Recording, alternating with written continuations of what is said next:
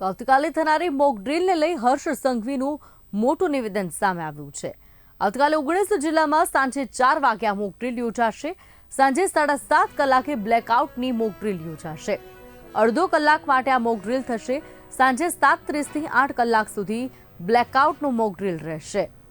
મહત્વપૂર્ણ સમાચાર જે જાહેર કરવામાં આવ્યા છે, હર્ષ સંઘવીએ કહ્યું છે કે અડધો કલાક માટે આ મોક ડ્રીલ યોજાશે, જેમાં સાંજે 7:30 થી 8 વાગ્યા સુધી બ્લેકઆઉટ કરવામાં આવશે।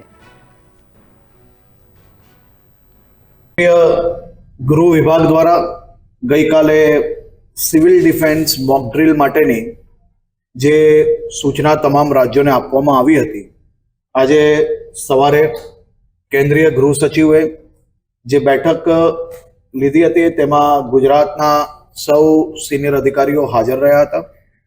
તે બાદ આ મોક ડ્રીલ માટેની આખી તૈયારીઓ કઈ રીતે કરી શકાય તે માટે રાજ્ય સરકારના વિવિધ વિભાગોએ સાથે મળીને એક માર્ગદર્શન તૈયાર કર્યું છે ને સાંજે મુખ્યમંત્રી શ્રી ભૂપેન્દ્રભાઈ પટેલે ગુજરાતના જે 18 જિલ્લાઓમાં મોક ડ્રીલ થવાનું છે તેની વિડીયો કોન્ફરન્સના માધ્યમથી ગુજરાતના સૌ સિનિયર અધિકારીઓ અને જિલ્લામાં collector Shri, DDO Shri, police commissioner, SP અને બધા જ વિભાગના મુખ્ય અધિકારીઓ જોડે આ મોક ડ્રીલ માટેની બેઠક આજે લીધી છે।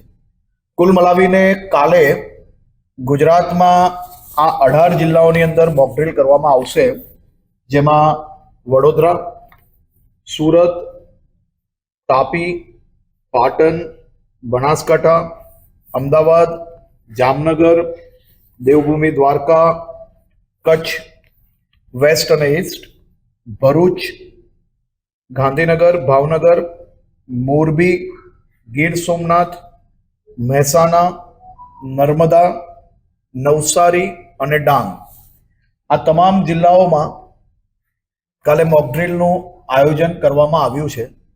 સાંજે 4 વાગે જિલ્લા કલેક્ટર શ્રી, વહીવટી તંત્ર અને તમામ ડિપાર્ટમેન્ટ સાથે મળીને જે વાઇટલ ઇન્સ્ટોલેશન છે તેમાંથી કોઈ બી 2-3 ઇન્સ્ટોલેશન્સ પર પ્લાનિંગના આધારે છેલ્લા સમયે નક્કી કરીને તાત્કાલિક ત્યાં સિવિલ ડિફેન્સની જે ગાઈડલાઇન્સ છે એ પ્રકારે તૈયારીઓ અને ત્યાં જે કોઈ લોકો છે તેને એ પરિસ્થિતિમાં કઈ રીતે શું કરવું જોઈએ તેની કામગીરી કાલે કરવામાં આવશે।